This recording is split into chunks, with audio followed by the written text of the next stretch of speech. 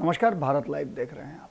आज जैसा कि आप सभी जानते हैं कि राष्ट्रपति चुनाव के लिए वोटिंग होनी है। रामनाथ कोविंद जी का जो कार्यकाल है वो 24 तारीख को समाप्त हो रहा है। उससे पहले परिणाम भी आ जाएंगे और नए राष्ट्रपति का चुनाव भी हो जाएगा।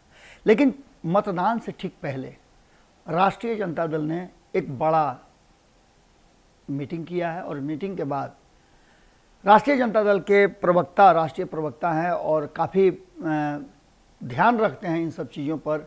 उनकी कई ऐसी बातें जो हैं वो सदन में भी आपने सुनी होगी, राज्यसभा के सदस्य भी हैं और अपनी बात को बड़ी मुखरता के साथ रखते हैं। उन्होंने इस पूरे मामले पर एनडीए की मीटिंग के दौरान ये बात स्पष्ट कर दिया कि वोटिंग से ठीक पहले ही अगर ये बता रहे हैं कि नंबर 1 कौन, तो निश्चित रूप से आपको भी उत्सुकता होगी जानने की कि आखिर क्या है पूरा मामला।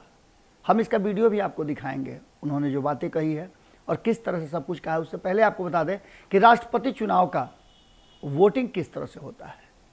तो ये वोटिंग आप जिस तरह से आम चुनाव में करते हैं, ईवीएम मशीन का बटन दबाते हैं, टी आवाज़ करता है, उसके बाद से आपका वोट वहाँ पड़ जाता है। लेकिन ये अलग तरह का है। इसी को लेकर के इस देश में विपक्ष लगातार वोटिंग के ट्रेंड को बदलने की बात भी कर रहा है और ये भी बता रहा है कि ईवीएम से नहीं बल्कि बैलेट पेपर से वोटिंग होनी चाहिए। बैलेट पेपर सब जगह पहुंच गए हैं, बिहार में भी बैलेट पेपर पहुंच गया है और 10 बजे से मतदान की प्रक्रिया शुरू हो जाएगी। लेकिन उसके ठीक पहले नंबर 1 कौन कह करके राष्ट्रीय जनता दल ने अपनी बात को स्पष्ट कर दिया है। राष्ट्रपति चुनाव में जो बैलेट पेपर होता है उसमें 1 नंबर, 2 नंबर, 3 नंबर करके जो वरीयता क्रम होती है वो उसमें दिया रहता है। उसके बाद बगल में नाम होता है और उसके बगल वाले कॉलम में आपको वरीयता क्रम 1, 2, 3 जिसे आप पसंद करते हैं सबसे पहले वो देना होता है। तो निश्चित रूप से इस देश के लोग जो चुन करके सदन में, विभिन्न सदनों में जिन लोगों को भेजते हैं वही इसमें वोट करते हैं और उनकी इच्छा क्या है। तो इस सारी बातों को लेकर के 1 नंबर कौन, किसे 1 नंबर देना है, इस बात को लेकर के पूरी विस्तार से जानकारी दी मनोज झा ने। देखिए उन्होंने 1 नंबर किसे दिया और वोटिंग से ठीक पहले वो किसे नंबर 1 बनाने की बात कर रहे हैं। देखिए वीडियो। वोटिंग के दौरान की कुछ प्रक्रियाओं के बारे में एक बार साझा रूप से हम लोगों को समझ और सुन लेना। वोटिंग वाले स्थान पर पीठासीन अधिकारी के पास उन सभी लोगों की प्रामाणिक सूची होगी जिन्हें मतदान करना है। दूसरी, अपना मतपत्र लेते समय मतदाता को इस सूची में अपने नाम के समक्ष हस्ताक्षर करना होगा। वहां मौजूद अधिकारी वोट डालने के लिए कलम उपलब्ध कराएंगे। ये गौर से सुनिएगा, वहां मौजूद अधिकारी वोट डालने के लिए कलम उपलब्ध कराएंगे। किसी अन्य कलम का इस्तेमाल करके डाला गया वोट अमान्य होगा, ये ध्यान में रखना है। तीसरा, मतदाता के अनुरोध पर पीठासीन अधिकारी मतपत्र में मत दर्ज करने से संबंधित लिखित निर्देशों को समझाएंगे। चौथा, यदि किसी कारण से मतपत्र इस्तेमाल के लायक ना हो, खराब हो जाए, तो उस मतपत्र को पीठासीन अधिकारी को लौटा देना चाहिए।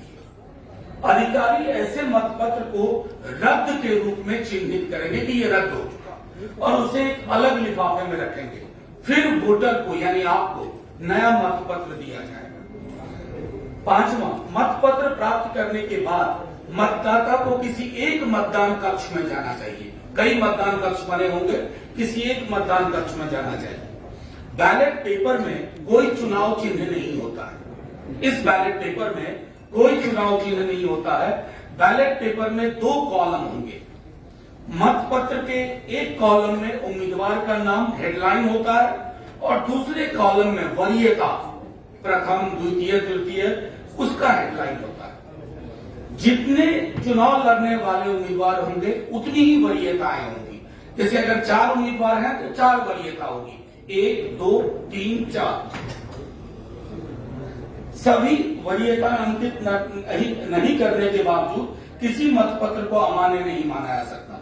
मतलब आपने एक वरीयता दी, दूसरी तीसरी किसी को नहीं, जैसे यशवंत सिन्हा जी इस केस में, तो आपने एक दिया, दूसरे को नहीं दी तो ये अमान्य नहीं होगा, ये एक्सेप्टेड होगा, माना जा सकता है।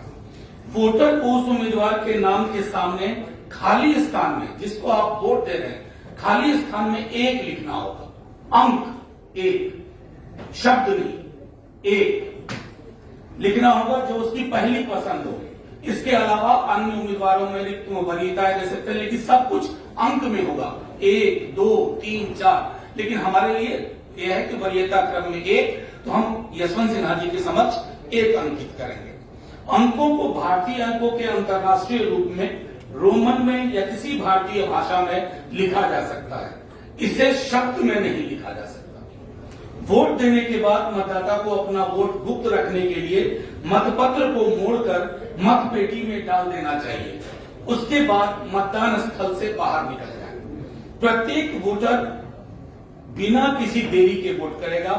जब कोई वोटर वोट डाल रहा है तब तक कोई दूसरा उस मतदान कक्ष में प्रवेश नहीं करेगा। आखिरी, यदि कोई वोटर भाषा से अनभिज्ञ हो, न पढ़ पाए, लिख पाए, तो किसी अन्य कारण से मतपत्र को पढ़ने या अपने वोट देने में असमर्थ है, तो वैसी स्थिति में वहां मौजूद पीठासीन अधिकारी वोटर की इच्छा के अनुसार उनके मत को दर्ज करेगा। धन्यवाद। जय हिंद। तो हमारी वरीयता का जो 1 होगा वो नंबर 2 पे यशवंत सिन्हा जी के समक्ष होगा। अगर ये वीडियो पसंद आई और वह बिहार के राजनीति और बिहारियत से सरोकार रखेनी तो सब्सक्राइब बटन दबा के चैनल के सब्सक्राइब कर ली। ओजे एगो घंटी बा, ओकरा बटन दबा देला से कुल सटीक और मारक खबर रुआ मुफ्त में मिल जाई। अगर रुआ पत्रकारिता के हमनी के नया प्रयोग में सहयोग कर चाहतानी तो ज्वाइन बटन दबा दी। पेटीएम नंबर नोट कर ली 9386816700। धन्यवाद।